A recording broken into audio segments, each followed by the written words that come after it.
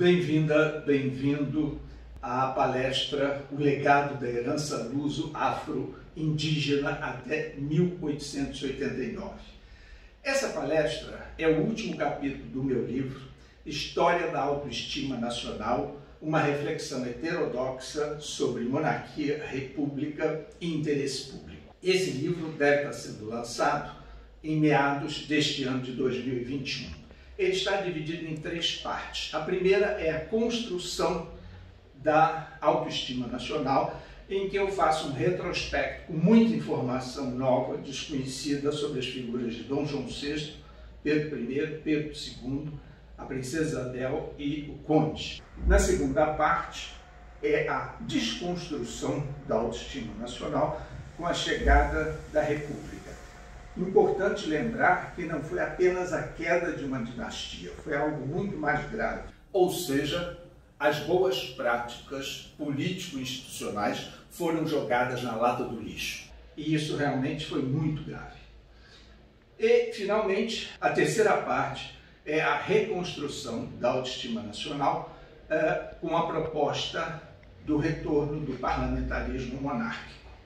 O interessante nessa última parte é que eu tenho um quadro comparativo das instituições do Império e da República através de 12 indicadores de qualidade político-institucional. Por incrível que pareça, o Império conseguia satisfazer 80% desses indicadores e a República ainda hoje mal consegue atingir 20%.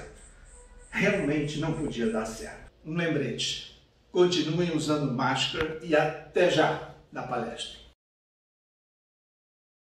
Mas antes de começar, eu queria, em primeiro lugar, agradecer muito a Fátima Argon e ao próprio Instituto, enfim, o convite e pela oportunidade de estar aqui me dirigindo a vocês com um tema, que é, na minha visão, muito importante nesse momento em que o país aparentemente está com dificuldade de se reconhecer ou de reconhecer a sua identidade nacional.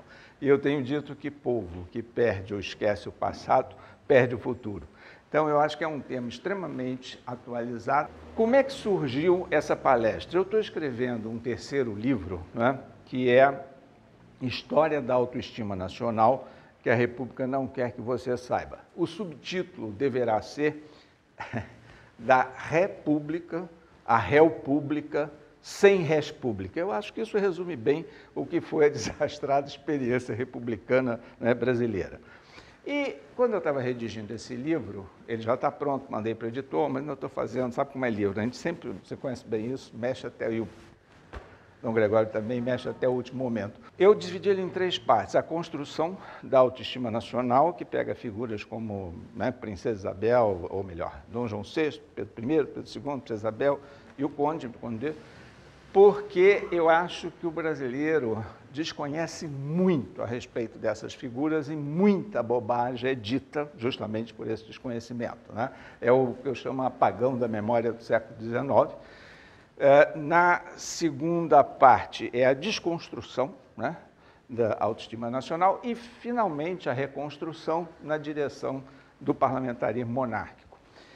No último capítulo da parte 3, eu não fiquei muito satisfeito com o primeiro texto que eu fiz. E aí foi muito interessante, porque quando eu vim aqui, e a professora Janaína Perrayon fez aquela exposição, ela me ajudou tremendamente porque vocês vão ver isso aqui, a questão do negro como agente histórico. E tem pesquisas extremamente importantes da Universidade Federal Fluminense, que é considerada a melhor do Brasil, ou pelo menos era, não sei se nesse momento, mas tem realmente professores lá da melhor qualidade, e que desenvolveram uma série de estudos em relação a alforrias, enfim, tem um trabalho importante sobre isso. Então, na verdade, essa palestra de hoje, ela está focada nesse último capítulo deixa eu só botar o relógio aqui para eu não me exceder demais no meu tempo. Ela está focada nesse último capítulo do livro.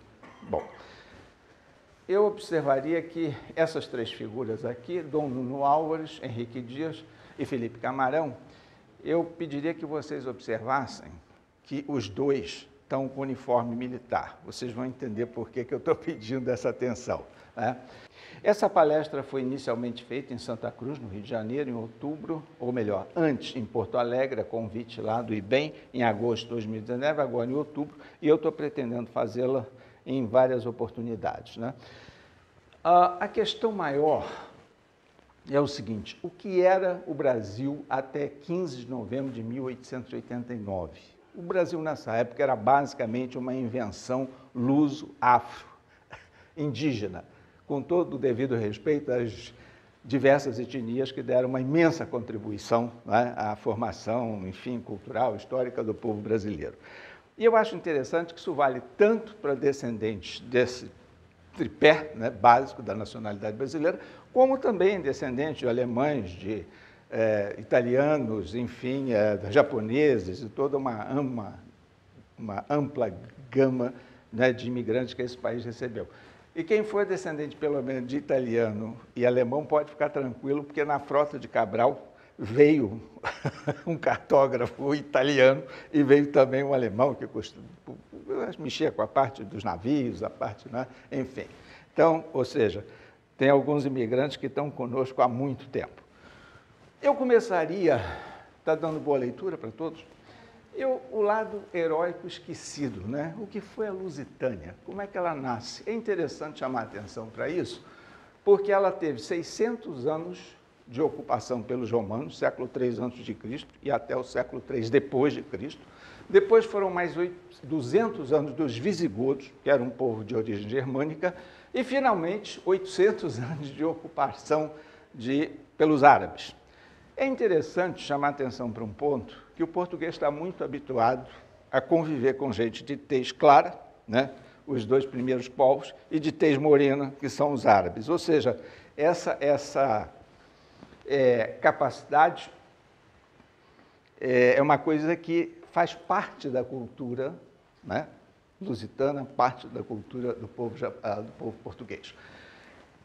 E é interessante que Dom Afonso I, numa batalha séria, né, ele realmente consegue derrotar 5 reis árabes, que são aqueles 5 escudos que a gente observa nas armas de Portugal até hoje, e ele passa a se titular Rex Portucalense, né, reis de Portugal.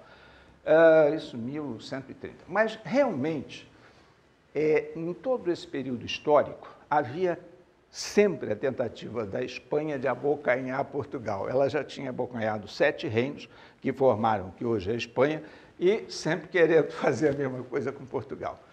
E o ponto final dessa tentativa espanhola aconteceu nessas 3 batalhas, que são batalhas muito próximas, né? A Batalha de Atoleiros, em que a infantaria portuguesa derrota, né, a cavalaria pesada espanhola, com uma diferença de 4, 5 espanhóis para 1 português, né? Depois na Batalha de Aljubarrota e, finalmente, a Batalha de Valverde. Nota que as datas são muito próximas, né? 1384, 1385, essa também em 85. Nessa Batalha de Valverde, tem um fato muito interessante, em que os portugueses, a despeito do heroísmo, estavam quase perdendo essa batalha. E, de repente, né, chega ali um escudeiro aflito e encontra Dom Nuno Álvares, que é uma figuraça em termos, né, digamos, da história portuguesa, e diz: nada de orações que morremos todos. E incrível é a calma com que responde Dom Nuno, né? Amigo, ainda não é hora, aguardai um pouco e acabarei de rezar. É muita calma, né? O pau comendo e ele dizendo isso. Enfim, ele sai dali, dizem, com o rosto iluminado, e vence milagrosamente essa batalha, porque a coisa estava ficando preta. Essa figura aí, eu fiz questão de trazer essas duas. Deixa eu ver se eu consigo ver melhor do lado de cá. Eu acho que sim. Essa figura, sim, talvez seja o grande herói, realmente, português. Camões menciona Dom Nuno em Os Lusíadas 14 vezes, né? E numa delas diz o seguinte: ditosa pátria que tal filho teve. Bento XVI, séculos depois, o torna santo em 26 de abril de 2019, né? como São Nuno de Santa Maria. Eu chamaria atenção para a atriz amorenada de Dom Nuno Álvares, que, de certa forma, antecipa a morenice brasileira, né? E quem quiser se aprofundar um pouco mais nas grandes conquistas de Portugal, tem um texto, acho que é de um autor inglês, o Roger Crawley, como uma nação pequena e pobre forjou o primeiro império global. Eu ainda faria uma observação que os 3 povos que constituíram Portugal, todos eles, romanos, visigodos e árabes, têm uma tradição guerreira que Portugal herdou. Enfim, e tem uma frase que eu acho muito bonita e poética, né, e ao mesmo tempo rigorosamente verdadeira, do Fernando Pessoa, né, o grande poeta português, em que ele diz o seguinte: o mar, com limites, pode ser grego ou romano. O mar sem fim é português, né? Rigorosamente verdadeiro isso e poético, né, de alguma forma. Oi, Fernando, obrigado. Seguindo então. Vamos lá falar um pouquinho sobre o Brasil colônia, né, e desmistificar. A gente poderia se perguntar assim, essa questão do heroísmo, né, português foi só na Europa? É interessante que Portugal, ao longo da sua história, eu não vou dizer que sempre, porque houve exceções, claro, mas ele sempre adotou muito uma postura defensiva. Começa com a Espanha, que queria englobá-lo como mais um reino, e a única vez em que a Espanha consegue isso foi porque a dinastia acabou, e realmente aquele período de 1580 a 1640, em que Portugal, de fato, se torna parte da Espanha, mas assim que houve oportunidade, eles se desfizeram. É interessante chamar a atenção para as 2 batalhas dos Montes Guararapes, em Pernambuco, que, né, os militares brasileiros gostam muito de dizer que essas são as batalhas onde teve início, né, o Exército Nacional. A primeira foi em 19 de abril de 1648. Portugal estava em volta do Monte Guararapes, com portugueses, negros e índios, né? 2.200 homens somando tudo. A Holanda estava no topo, com 4.500 holandeses e 1.500 tapuias. Portugal consegue vencer, né, numa diferença numérica de 3-1. Em seguida, a coisa muda na segunda batalha, Portugal no topo, os holandeses em volta, aí com um certo equilíbrio numérico, mas ainda assim Portugal também vence essa batalha. E há o reconhecimento interessante dos militares holandeses sobre o lado aguerrido de nossas tropas, talvez porque se praticasse uma guerra de guerrilha que para o europeu típico isso era muito estranho, e realmente. E tem 2 peculiaridades que eu acho muito interessante da gente chamar a atenção, que é a presença de tropas de negros e índios, né, comandados por negro e índio. Henrique Dias era negro, Felipe Camarão era um índio, e ambos receberam títulos de fidalgos posteriormente.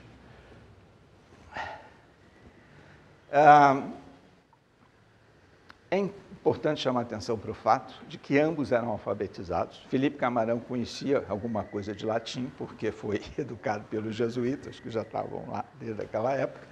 Ou seja, não era um tipo de comandante improvisado, que de repente você junta uma patota de índio e põe alguém lá para comandar aquilo. Não foi isso, né? Realmente eles tinham formação militar. Bom, vamos agora falar um pouquinho sobre o desempenho econômico da colônia. E aqui tem algumas coisas muito interessantes que normalmente vocês talvez desconheçam.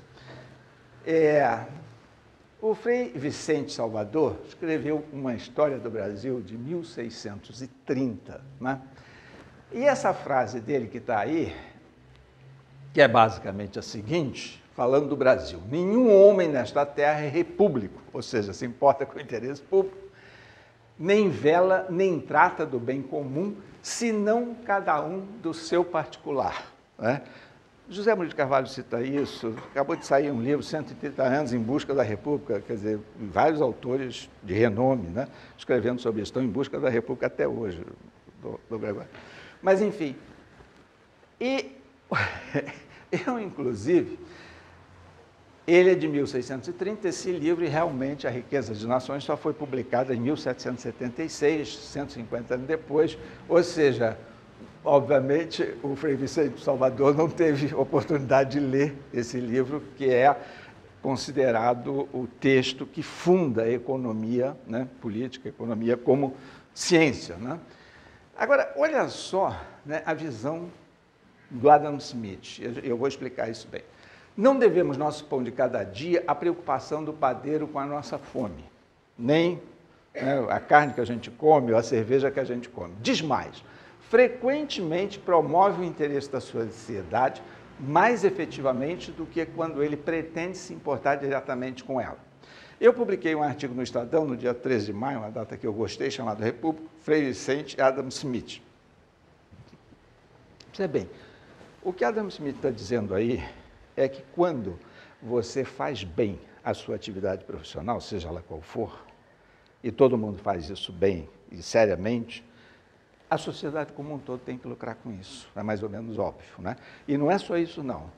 Ele escreveu Teoria dos Sentimentos Morais, né? O Adam Smith tem 2 grandes obras estranhas, ele escreveu muita coisa, mandou queimar 80% do que ele escreveu. Estranha essa decisão dele, insistiu com 2 amigos que acabaram e queimaram mesmo. Mas nessa ele manifesta, digamos assim, qual é a mecânica para fazer uma economia funcionar bem e se preocupa muito justamente com a concorrência, que leva à redução dos preços e isso permite atingir uma massa de consumidores muito maior. Essa preocupação do Adam Smith com quem está lá no primeiro degrau da escada é permanente. Eu estou dizendo isso para ressalvar, porque uma frase como essa, fora de contexto, pode dar. Assim, e Adam Smith tem uma coisa, naquela época, ele não tinha aquele ranço racista de povos europeus. Ele achava, por exemplo, que a questão de raça era irrelevante. O que importava mesmo era uma boa escola, uma boa formação, e é isso que faz um país avançar ou retroceder. Bom, e como isso funcionou? A resposta de Jorge Caldeira, em seu livro História do Brasil com Empreendedores, ele diz que funcionou bastante bem. E a gente vai entender como é que isso foi. Ele primeiro faz um desmonte da visão, né, do latifúndio todo-poderoso de sermos apenas uma economia de base exportadora, né? E há uma coisa curiosa, uma estranha sintonia entre as visões de Caio Prado Júnior, que é um autor marxista, e também do Oliveira Viana, que é monarquista conservador. Ambos achavam que o Brasil tinha esse latifúndio imenso, e o sujeito que estava ali no redor era só um pau-mandado. Olha só, é aquela coisa de gringo que nesse ponto eu aprecio. Tem uma pesquisadora americana chamada Ray Jean Del Flory. Ela fez um estudo sobre o período colonial, né, intermediário, os plantadores, né, de cana, de tabaco, comerciantes e artesãos em Salvador e no Recôncavo, no período que vai de 1680 a 1725. Ela tem uma sólida base empírica. O que ela fez? Ela foi para cartórios, ver nascimentos, mortes, investigando como é que era, o que acontecia, e também foi para os cartórios, para ver, por exemplo, os inventários, o que acontecia, porque o Brasil já nessa época tinha situações de negros forros que enriqueciam, né? Quer dizer, aqui é uma peculiaridade bem nossa, que o negro forro liberto, ele podia ter escravos, né? Coisa que no caso americano isso nunca existiu, né? Enfim, não era um negócio ligado, né, exatamente à cor, né? Bom, o que aconteceu nessa época é muito interessante, porque o Brasil era imensidão. Apesar de se falar muito que a coroa portuguesa controlava tudo, a verdade é que não controlava pela extensão territorial. A turma estava... Se o dono do engenho começasse a encher muito a paciência, né, de alguém que trabalhasse com ele, não sei se avançava mais um pouco, ia fazer uma lavoura mais adiante, fora das terras do nosso amigo. Ou seja, a Jean Del Flory mostra isso nesse estudo dela de maneira bastante interessante, como é que essa coisa se dava naquela época. Havia muito mais uma troca de interesses e não um processo propriamente de subordinação, como essa turma marxista adora. E, de fato, no início da colônia, havia uma certa falta de moeda. Quando chega o século XVIII, você teve o século do ouro. E o século do ouro propiciou, né, o ouro em pó, que virou moeda. E olha que coisa interessante, né? A renda per capita do Brasil, né, no final do século, 1800, chegada de Dom João VI, o período que ele esteve aqui, nós tínhamos uma renda per capita muito no mesmo patamar da renda per capita americana. E olha o que estava acontecendo, uma economia que não tinha muita intervenção do governo, irrigada pela moeda, o ouro, que tornou as transações muito ágeis. Interessante porque o país ia indo bastante bem. Logo, onde a tão decantada asfixia da burocracia portuguesa sobre a economia. Bom, e tem mais, não é só isso. Portugal tem uma tradição que vem da época dos romanos, passou pelos visigodos, foi, enfim,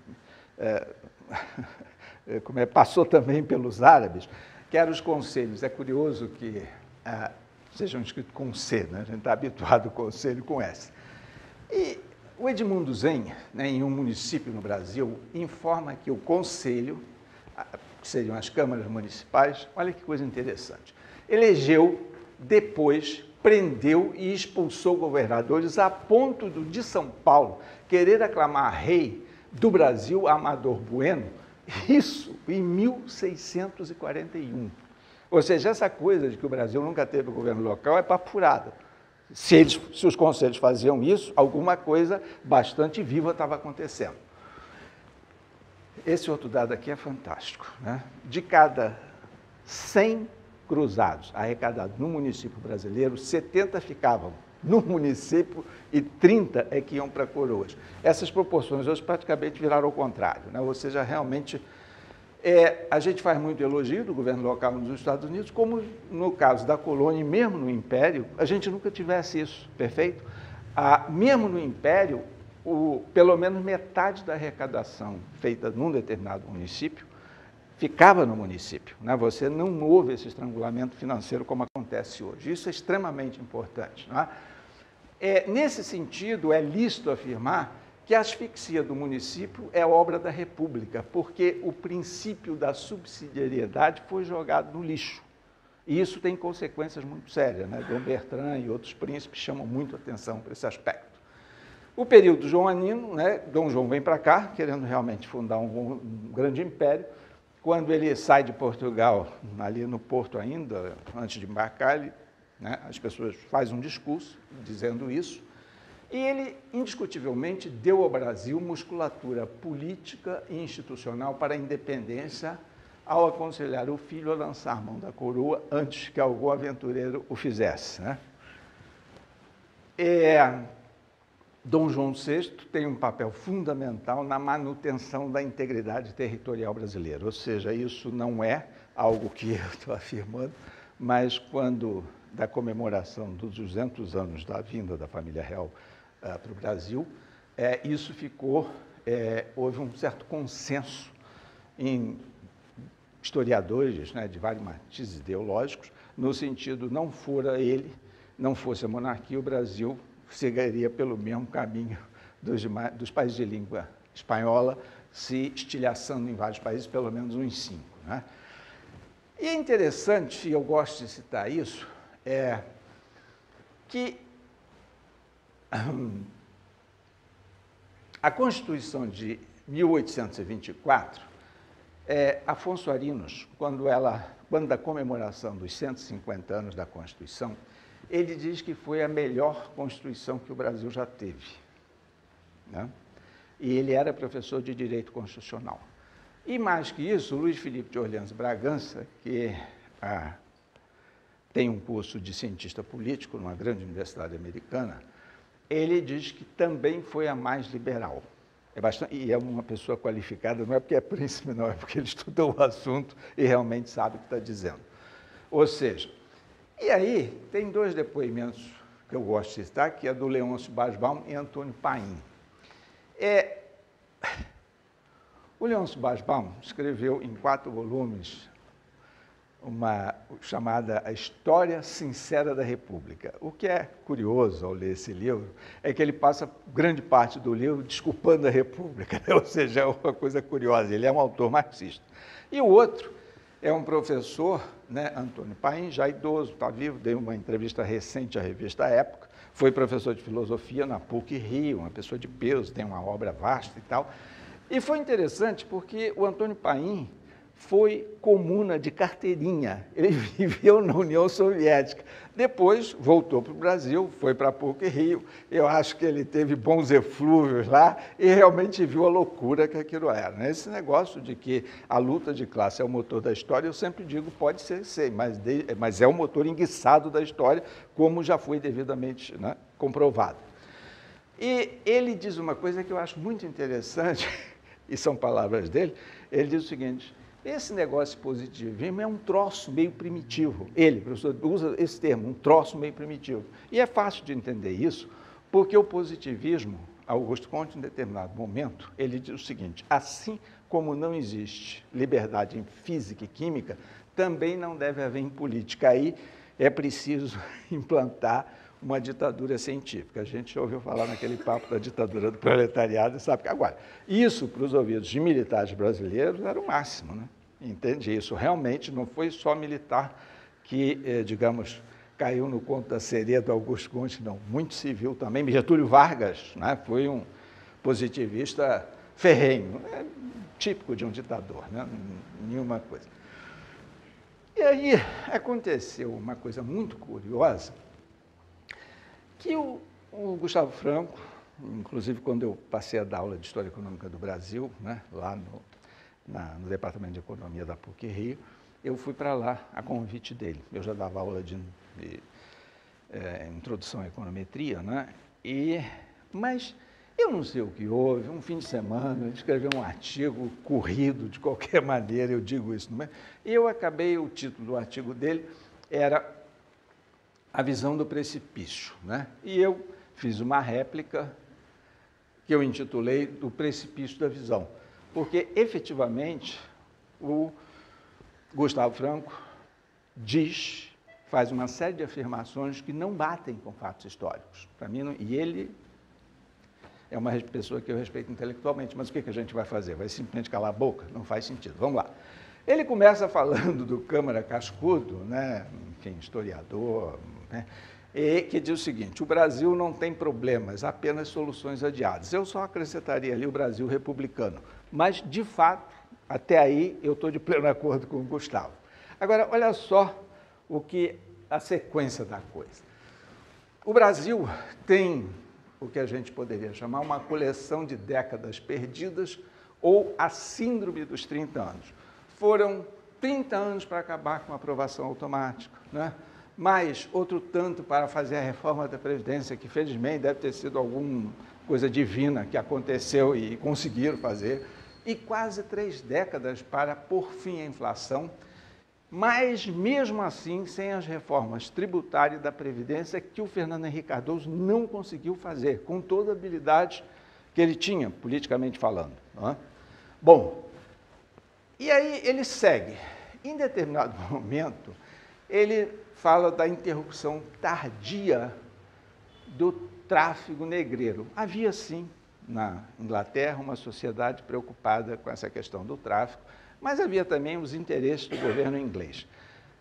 Nesta mesmíssima época, nas 2 guerras do ópio, que a Inglaterra, obviamente, venceu, para vocês terem noção, 1/6 das receitas do Tesouro Inglês vinha do comércio do ópio, né? Quer dizer, qual é a moral para vir com esse papo de agora vocês têm? Não, no fundo, a causa era econômica. Tira a mão de obra escrava porque é mais fácil a gente concorrer nesse outro esquema. Bom, aí ele também fala da lerdeza, né? O Brasil foi o último país a assinar a Lei Áurea. Pessoal, tem um estudo recente de um professor da Universidade de Minas Gerais, em que o artigo se chama Alforrias mesmo. É impressionante, digamos assim, a quantidade de alforrias que aconteceu no Brasil, né? Por exemplo, e isso foi num crescendo que, quando a Lei Áurea é assinada em 13 de maio, né, de 1888, 95% das pessoas de origem africana no Brasil não eram mais escravos. Ou seja, Dom Pedro II e a princesa Isabel trabalharam e muito, ao invés de jogar um país numa guerra civil, como aconteceu nos Estados Unidos, em que morreram 630 mil homens. Nunca na história americana eles perderam tanta gente, não é? Enfim, bom, aí vem, ele diz que a abolição foi oportunismo político. Mas como oportunismo político, se tanto a princesa Isabel quanto Dom Pedro II passou décadas brigando por isso ferrenhamente, não é? E é estranho, porque, diz ela, 1000 tronos houvera, 1000 tronos perderia para libertar uma raça. Então, se for oportunismo, o tiro saiu pela culatra, não é? Porque acabou perdendo o trono. E o ponto mais frágil dele é que ele computou a última década do século XIX como se fosse uma década republicana. Olha a maluquice que ele acabou dizendo. Que entre 1820 e 1900, a renda real per capita brasileira cresceu apenas 5%. Trocado em miúdos, né, português, claro, o Brasil ficou estagnado durante 80 anos. Isso não tem o menor sentido, e vamos lá. Existe uma pesquisa de Tombolo e Sampaio, PIB brasileiro do século XIX e XX, e ele ali nos diz que de 1820 a 1875, é um estudo bastante bem fundamentado, com dados, metodologia decente, a renda per capita, nesse período, cresceu 1,21% ao ano. Compondo, nesse período de 55 anos, significa que a renda per capita brasileira quase dobrou. Se você avançar mais um pouquinho, de 1880 e 1889, com uma década de progresso, né, a última década do Império, você ainda teve um aumento do PIB per capita acumulado de 17%. E do PIB de 42%. Aí, quando você compõe esses dois aumentos em termos de renda per capita, você fica com 5% do Gustavo Franco e 75% desse estudo e outros. Eu fiquei muito feliz, porque eu tenho um grande amigo, economista do IPEA, enfim, Cláudio Contador, que eu mandei o meu artigo, a minha réplica para ele. Gastão, estou de pleno acordo com você, e é uma pessoa que conhece muito essa parte quantitativa. Ou seja, o Gustavo Franco, infelizmente, se perdeu nisso. E diz mais, o choque de capitalismo teria havido com a chegada da República, só se for capitalismo desastrado. Todo mundo aqui já ouviu falar no encilhamento, né? O Rui Barbosa permitiu o crescimento de empresas, tanto financeiras como não financeiras. Por exemplo, o Barão de Nova Friburgo perdeu praticamente toda a fortuna dele acreditando nisso. Era uma empresa de papel, de fachada, enfim, a primeira década republicana do ponto de vista econômico, uma década perdida. Ultimamente, nós acumulamos mais 3, e essa pode ser a 4ª. Bom, eu fico aqui com uma coisa que eu gosto muito, que é uma frase do presidente venezuelano, Juan Pablo Rojas Paulo, quando soube da proclamação da República aqui no Brasil. Ele diz, pronto, lá se foi a única república de fato que existia na América Latina. Eu diria que esse é um debate muito simplista aqui no Brasil entre república e monarquia. O debate substantivo é entre regimes que conseguem preservar o interesse público, o bem comum, e regimes que não o conseguem. Tem um autor inglês, autor de um calhamaço, chamado On Politics, né, do Alan Bryan, né, da política, 900 páginas, passou 30 anos escrevendo esse livro. E, em determinado momento, ele diz assim, nada é mais republicano, para usar o formato latino, do que o trato da coisa pública na Inglaterra, que é uma monarquia. Ou seja, se a gente, inclusive, comparar as 4 principais monarquias europeias com as 4 principais repúblicas, você vai ver que as repúblicas, ou melhor, as monarquias, tanto indicadores econômicos, sociais, culturais, levam a melhor. Inclusive, em média, a renda per capita é 15% acima, e você está dentro do mesmo contexto histórico-cultural que a Europa, né? Bom, vamos em frente. E aí entra uma coisa que eu dei destaque, que é a figura do negro como agente histórico, né? Isso aí foi muito boa, aquela palestra, né, dela. Enfim, aliás, o livro de vocês, você e do Coisa, está magistral, porque acaba com aquela conversa mole de que a princesa ali né, Isabel não estava preparada, né, para assumir o trono, muito pelo contrário, o que não estava preparada era a República, né? Enfim. Mas voltando, há uma coisa interessante, porque essa visão do negro como agente histórico, tem aí um cheiro marxista nesse troço, mas não era, e não uma coisa sem vontade, né? Alguma coisa, enfim. Eu me lembro dos meus tempos lá na IPGE, a Escola de Pós-Graduação, eu tinha uma visão muito negativa do imigrante. É aquele cara que não deu certo, né? Lá no país de origem dele, teve que mudar para outro e tal. Essa é uma visão muito ruinzinha. Eu tive um professor que veio da Universidade de Chicago e nos indicou um texto para debate em sala falando sobre o imigrante. Na verdade, o imigrante é um indivíduo com alto nível de iniciativa individual. Se no meu país eu não estou conseguindo sobreviver, eu vou mudar de país, mas eu vou em busca do meu sonho. E isso é uma coisa interessante, porque observe bem, a fuga das fazendas para os quilombos reflete o mesmo espírito do imigrante livre. Você fala, mas como ele é escravo? Não, ele está saindo de uma fazenda onde ele é escravo e está indo, né, para um quilombo, onde ele tenta realizar o sonho de liberdade dele. Ou seja, isso é uma coisa importante no sentido de reconfigurar o papel do negro ao longo, né, dessas 3 décadas. Né? E eu me lembro, e aí vai aqui o meu débito com a palestra da professora Janaína Perrayon, né? E existe, né, o Jacob Corender, que tem um texto muito famoso chamado O Escravismo Colonial, e ele bate muito no conceito de anomia. O que ele quer dizer com isso? Anomia é a ausência de regras e normas garantidoras da continuação das práticas socioculturais africanas em solo brasileiro. Ele achava que os escravos não conseguiam fazer isso. Mas, curiosamente, no Brasil, eles conseguiram fazer isso muito mais, por exemplo, do que nos Estados Unidos. Aqui houve a preservação de cultos africanos, houve, a pessoa conhece bem isso, culinária, música e tal. Nos Estados Unidos, de fato, houve um processo de alfabetização mais rápida, e naquela época se aprendia a ler basicamente para ler a Bíblia, e na tradição protestante você lia. Simplesmente, eu vivi 4 anos em Filadélfia, e todo negro americano é evangélico, ponto. Deve ter alguns católicos também, certamente. Mas eu digo, o grosso é interessante porque, de alguma forma, o que você observa é que se houve alguma coisa que foi realmente trucidada, foi realmente, digamos assim, as tradições africanas, né, nos Estados Unidos. E a gente ainda vai ver coisa pior por aí. Né? Bom,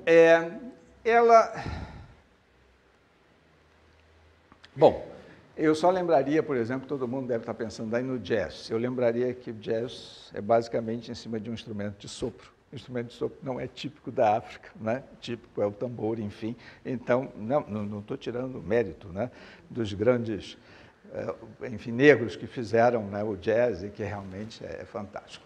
Bom, aí entra aquela história, né, que na senzala seria um local de muita promiscuidade, porque você tinha um desequilíbrio muito grande entre homens e mulheres. A mesmíssima coisa acontecia com a população branca. E 2, essa coisa de você estudar coisa assim por cima.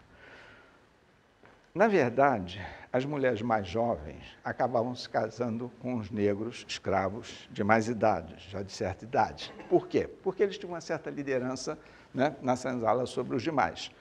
E, obviamente, já envelhecidos, morriam mais cedo, elas casavam a segunda, casavam a terceira vez, enfim. Esse era um padrão que talvez acontecesse, de certa forma, também na sociedade branca. Na verdade, indo contra aqui a minha profissão, tanto você tem o chamado viés economicista, que você parte da ideia de que a infraestrutura econômica determina tudo. A grande sacada do Gramsci, né, aquele picareta, é ver que a superestrutura pode realmente dar forma à infraestrutura econômica. Né?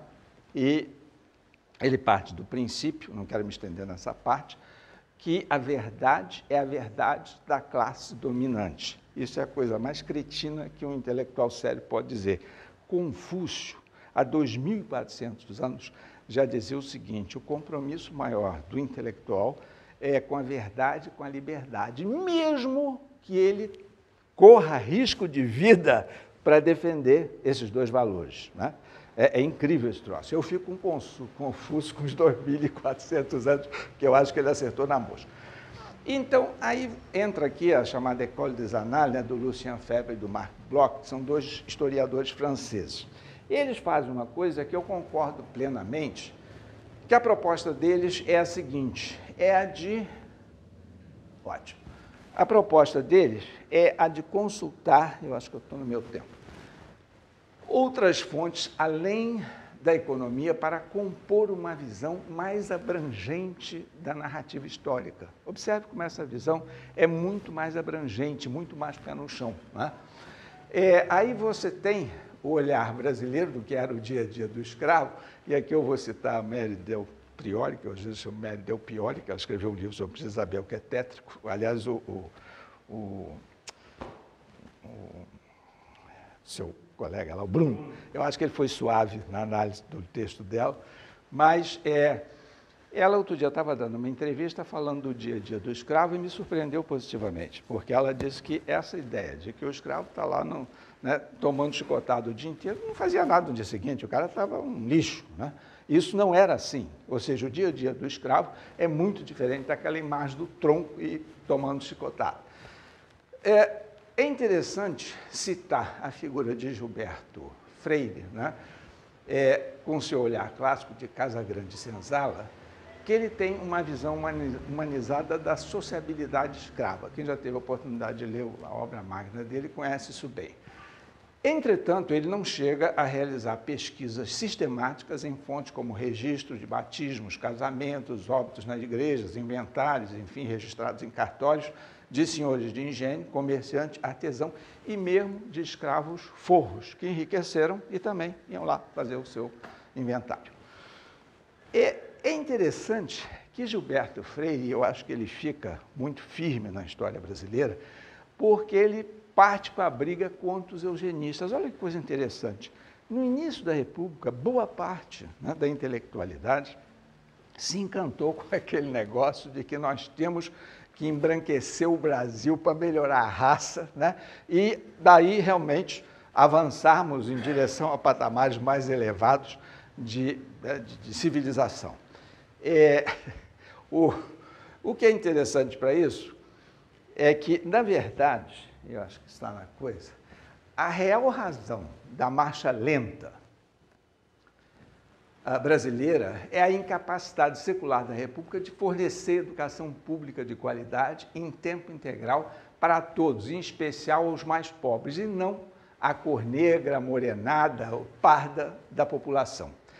E aí acontece uma coisa extremamente interessante, que é uma pesquisa da professora Maria Lúcia Rodrigues Miller, que é uma doutora em educação pela UFRJ. Ela faz uma pesquisa sobre a Escola Normal do Rio de Janeiro e de Mato Grosso também, que era famosa pela qualidade dos seus cursos, formou muitas professoras de ensino primário. Olha que coisa interessante. Ela pega as fotos, né, das turmas de 1920 e nessas fotos você tem a presença de negros, professores mulatos negros, você tem a presença de diretores negros. E quando você vai vendo as fotos, né, 1930, 1940, elas vão embranquecendo, né? É uma coisa curiosa isso. Mais a pouco eu vou falar numa outra pessoa que também chama a atenção de como esse processo, né, de mistura de eugenia, né, entrou também muito desfavoravelmente. Eu ainda vou comentar mais alguma coisa sobre essa questão do negro. E mais, o engavetamento das reformas propostas pelo Visconde de Ouro Preto, o último presidente do Conselho de Ministros do Império. Eles pretendiam assentar os negros ao longo das ferrovias. O Brasil tinha, na época, 10 mil quilômetros de estrada de ferro, era uma das maiores redes do mundo. E observe bem, eu vou depois falar alguma coisa sobre o imigrante em Petrópolis. Limitar o excesso a bem de raiz, mais educação de qualidade, é a receita certa para dar errado. Foi isso que acabou acontecendo. Eu lembraria que aqui em Petrópolis, por exemplo, os imigrantes de origem alemã, ou compraram a um preço irrisório, 1 ou 2% do valor de mercado da terra que eles tinham, ou recebeu aquele pedaço de terra de graça. Você ter, no início da sua vida, um bem de raiz, e aí eu falo como economista, é uma grande vantagem, perfeito? E isso foi negado aos negros. Bom, vamos lá. Isso aí é muito interessante. Eu estava em casa, de vez em quando a gente fica naquele jogo de troca-troca de canal, e apareceu uma pessoa que eu desconhecia, autor de uma biografia de Carolina de Jesus, autora do best-seller, né, 4 de Despejo, que eu acho que todo mundo conhece, e em determinado momento ele para e diz assim: o século XIX foi o século de ouro dos negros no Brasil. Eu me lembro, né, estava em casa, já tem alguns meses, falei assim, pô, caramba, né? Tinha escravidão, como é que é o século de ouro? E a gente vai ver que ele tinha razão em fazer essa afirmação. Há também, né, a premonição de André Rebouças sobre o futuro sombrio para a raça negra no Brasil com a proclamação da República. E pode-se acrescentar para a população parda e pobre, mesmo a branca também, pela, digamos, a irresponsabilidade com essa questão da educação pública de qualidade, sobretudo o ensino fundamental e médio, coisa com que Dom Pedro II se preocupou muito. A gente tem muito esse papo de ser doutor, né, fazer curso superior, enfim. E é interessante chamar a atenção que o Rio de Janeiro, no final do Império, tinha 7.700 escolas públicas de boa qualidade, né, em 1889, e o Rio tinha 50% da sua população alfabetizada. Essa qualidade que vem do Império perdurou até 1960 com o governo Lacerda. Depois, realmente, a qualidade, infelizmente, do ensino público do Rio de Janeiro decaiu muito, né? E olha como isso é importante. Essas políticas de combate à desigualdade, pelo lado da oferta, é fundamental, não é pelo lado da demanda, ou seja, você tem que ensinar a pescar e não dar o peixe. E isso aí realmente é fundamental. A Universidade de Chicago, os economistas lá batem muito nessa tecla. Tá? Aí vem outra coisa interessante a respeito dos negros, que foi o que eu disse há pouco, que é a quantidade de alforrias observada, tanto as concedidas quanto as compradas, pelos próprios escravos, com suas contas de poupança mantidas na Caixa Econômica. Na lei do ventre livre, em 1871, foi permitido ao escravo, é uma coisa curiosa, porque ele era uma não-pessoa, né, a ter uma conta de poupança e fazer um pecúlio, né, para comprar a própria liberdade. E também, na lei do ventre livre, teve um fundo, né, de alforriamento, né? Enfim, isso também foi algo extremamente importante no crescimento das alforrias. O que é interessante é que, justamente, o fato de você ter tantas alforrias, né, e que revela uma briga do negro em busca da sua própria liberdade, a fuga, né, para os quilombos, assim, não é só isso não, né? Você também teve, no século XIX, um número extremamente expressivo, como André Rebouças, jornalistas negros, enfim, que se distinguiram, né, naquela época. E isso também foi uma coisa que mudou. E tem algo que vale a pena chamar a atenção aqui, que é um estudo da professora Keila Greenberg sobre negros no Brasil processando seus senhores através de procuradores. Em aproximadamente 400 processos que ela examinou,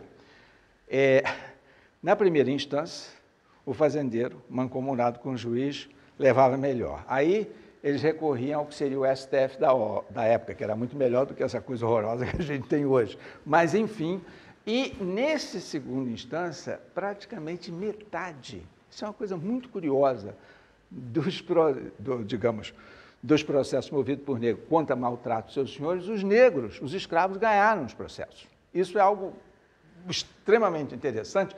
Quando você compara isso com o que aconteceu nos Estados Unidos, o caso Dred Scott, de 1857, que aconteceu o seguinte: o senhor dele mudou de estado, saiu de um estado que tinha escravidão, nos Estados Unidos o grau de liberdade, né, dos estados era muito grande, foi para um estado que não tinha escravidão. Ele, então, pediu a liberdade dele. A coisa foi para a Suprema Corte do Estado, depois foi parar na Suprema Corte americana, que nessa época era presidido por uma figurinha chamada Roger Taney, que é motivo de vergonha nacional para os americanos até hoje, porque no despacho dele, na qualidade de presidente da Suprema Corte Americana, que naquela época tinha aquele papo do iguais mais separados, eu nunca vi coisa tão cretina, mas era lei, né? Ele diz o seguinte: descendentes de africanos jamais vão ser cidadãos americanos e também não devem ter direito algum de recorrer em cortes americanas, né, enfim, para fins de obter justiça e tal. É impressionante, digamos, esse despacho do Taney, né? E, obviamente, a gente não pode esquecer o peso da coroa, né? Ou seja, de Dom Pedro II e Princesa Isabel contra a classe dirigente escravocrata que o Brasil tinha na época. Realmente, eles desempenharam um papel diuturno, sempre brigando por essa, né, a favor da economia. Eu estou chegando praticamente ao final, eu acho que eu estou dentro do meu tempo.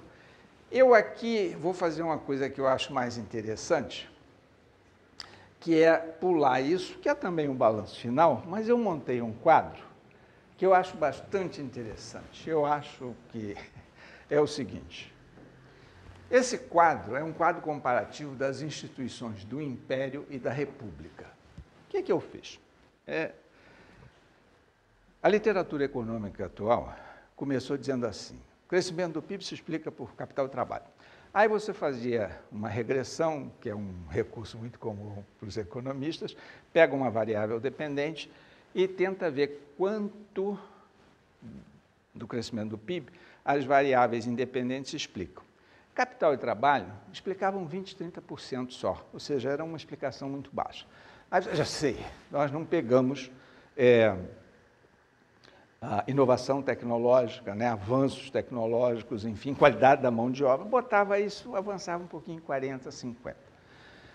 Os estudos mais recentes nos dizem que o grosso da explicação do PIB, o crescimento sustentado do PIB de um país, ele se dá em função da qualidade institucional do país, ou seja, é a qualidade das instituições de um país, onde realmente o investimento em capital humano é fundamental, né, é que realmente separa o joio do trigo. O que eu fiz aqui? Isso aqui eu vou escrever até um artigo sobre isso. Eu listei aqui 12 indicadores, né, e fiz um comparativo do que aconteceu no Império e do que aconteceu na República, né?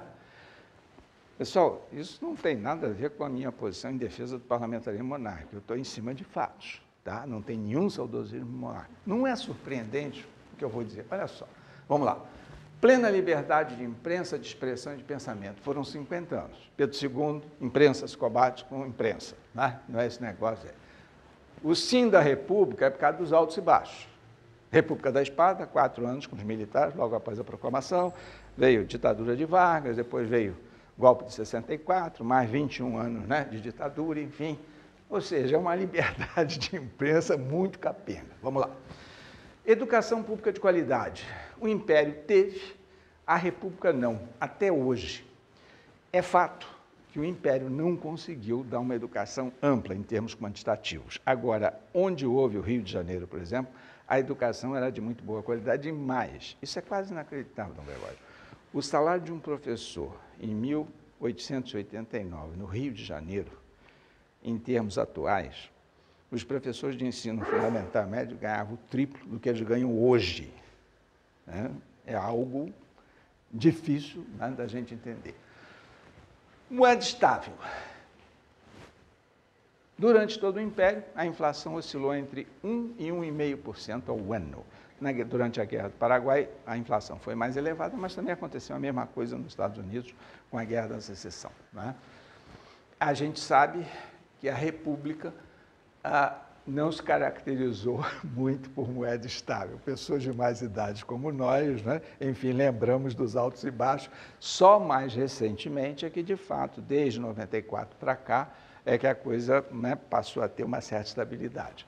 E, na época, o Plano Real ainda tinha acabado de sair lá da PUC-Rio, e eu me lembro que os professores lá foram para o Fernando Henrique e disseram o seguinte: presidente, se a gente não fizer a reforma bancária, o Plano Real vai fazer água. Por quê?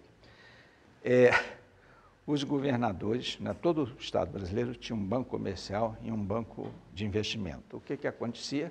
Os governadores pegavam papel, entulhavam nos bancos e pegavam a grana. Ou seja, o Brasil não tinha uma casa da moeda, ele tinha 27 casas da moeda. Como é que você controla a inflação? Não dava, e realmente fecharam todos, né? Tanto os bancos comerciais. Voto distrital puro, né? O Império teve e a República não tem até hoje. Traduzido em miúdo, o voto distrital puro obriga o parlamentar, vereador, estadual, federal, todo mês ir ao seu distrito eleitoral prestar conta do que está fazendo. Você dá uma coisa. Você imagina um deputado federal chegando hoje no seu distrito eleitoral e dizendo o seguinte: olha, pessoal, faz de conta que vocês são os eleitores, eu estou propondo aqui o seguinte: eu vou dar lá uma verbinha de 1,2 bi, para financiar a minha campanha, né, no ano que vem e tal. Eu imagino que o sujeito tivesse a cara de pau de chegar para os seus eleitores, dissesse isso, ele ia ser comido vivo no distrito eleitoral. Ninguém. Como ele só vai lá a cada 4 anos, acontece essas coisas malucas, né? Recall, que é a remoção do parlamentar. Isso realmente não existia no Império, mas existia o poder moderador, porque podia ser dissolvido o parlamento, né, e convocado imediatamente eleições, sempre ouvido o Conselho de Estado. É interessante que o poder moderador sempre foi exercido com moderação, ou seja, o imperador, antes de tomar uma decisão, ele sempre ouvia o Conselho de Estado. Se há uma coisa que Dom Pedro II não foi monocrático. Talvez na Guerra do Paraguai, ele foi bastante duro, porque ou Solano Lopes saía daqui, se exilava na Europa, ou a gente vai caçar esse cara. Ele não queria, porque dali a pouco podia ter outro problema, enfim. Mas é um dos poucos episódios em que ele foi muito duro. Sistema parlamentarista. O Império teve, ainda que não fosse perfeito, mas funcionava razoavelmente bem. A República não teve. Só na década de 1960, aquele parlamentarismo de ocasião, aquela maluquice completa de um sistema eleitoral que permite a você votar no Jango, no Jânio, e votar no vice, o Jango, que era de outro partido. Isso não tem o menor sentido. Nunca isso foi possível, por exemplo, na tradição americana. Se você vota para presidente, o vice dele está amarrado, e ponto, né? Por que isso que é absurdo?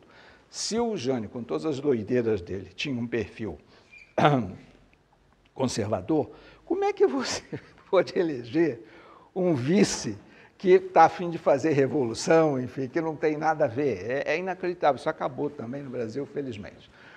Corrupção sob controle. O Marco Villa, historiador, em determinado momento, ele estava dando uma entrevista, eu estou chegando ao final, ele olha e dizem para ele: mas, Marco, esse negócio de corrupção, o Brasil sempre foi assim.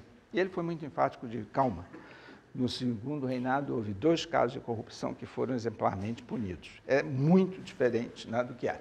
Bom, eu não preciso falar em corrupção, que vocês estão todo dia ouvindo sobre isso. E olha que coisa interessante. Você tinha 2 partidos, o liberal e o conservador, que tinham programas e votavam de acordo com esse programa. O William Summerhill é um gringo que fez um estudo das votações no Parlamento do Império na última década do Império. E ambos passaram galhardamente no teste de ter programa e votar de acordo com o seu programa. Eu não quero nem falar se você for fazer o mesmo teste nos atuais partidos políticos que o Brasil tem hoje, né? Orçamento impositivo. O que isso significa? O que está escrito tem que ser feito. O Império teve isso. O José Maria de Carvalho se refere à obsessão que os parlamentares do Império tinham com orçamento, né? E coisa que o Brasil nunca respeitou, nunca levou isso a sério, a ponto, na década de 60, 70, tinha um chamado conta-movimento no Banco do Brasil. Isso era o seguinte: assim como existe o 007, que é o agente de Sua Majestade que tem, né, o direito de matar, essa conta-movimento do Brasil dava né, ao governo o direito de gastar a rodo, porque o Banco do Brasil aguentava o tranco. Isso é uma doideira completa. Bom, confiança, né, que é o pilar das instituições, isso havia realmente no Império. Você olhava para a figura de Pedro II com respeito. Tem a história de um negro que foi para a guerra, voltou, foi liberto, né? E, em determinado, ele estava ali na Rua do Ouvidor, e foram mexer com ele, está vendo? Você está aí na pior, e o imperador não está nem aí para você. Olha a resposta, né, que o ex-escravo disse: eu estou assim porque ele não sabe. É muito interessante que Pedro I, às sextas-feiras, ouvia quem quisesse falar com ele. Dom Pedro II, todo sábado, de 5 da tarde às 19 horas, ouvia qualquer pessoa que quisesse lá falar com ele. Ou seja, esse negócio de dizer que nós tivemos uma monarquia em que o povo estava desconectado, né, enfim, do imperador e tal, isso nunca existiu. E outra coisa interessante, que é uma coisa chamada bônus por desempenho.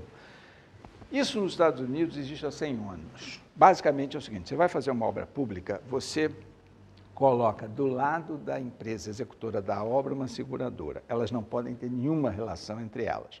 Então, e a remuneração da seguradora é tanto maior quanto mais rápida e quanto menor for o custo da obra. Então, você cria uma concorrência saudável entre as duas, em benefício do interesse público, do bem comum.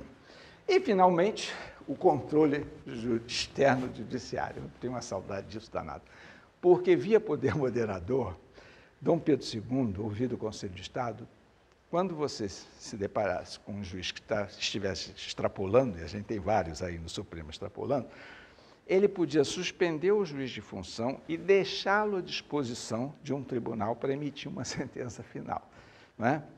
Você não tem isso hoje no Brasil. O que você faz com esse Supremo que nós temos, né? Que há muito tempo, como dizia o Sobral Pinto, um advogado muito famoso na década de 60 e 70, quando nomearam não sei quem lá para o Supremo da época, ele falou: uma corte que tem entre seus membros o doutor fulano não é o Supremo, é o mínimo, e nós estamos realmente vivendo com isso, né?